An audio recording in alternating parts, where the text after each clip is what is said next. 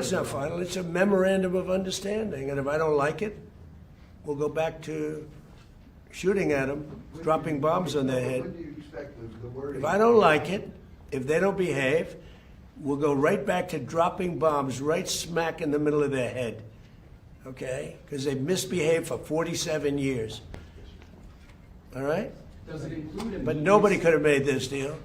I mean, the JCPOA done by Obama, he handed him $1.7 billion in cash, gave him hundreds of millions of dollars, gave him billions and billions of dollars, but he gave him $1.7 billion in cash, green cash from banks, into a Boeing 757 and flew it into Iran. And they stood at the plane. I have pictures of it like, oh my God, look at this money he's giving us. He tried to bribe his way out. I didn't do that. Nobody mentions that. $1.7 billion and hundreds of millions of dollars. They tried to bribe their way out of it. And you know what the Iranians did? They laughed at Obama and they said he's a stupid son of a bitch.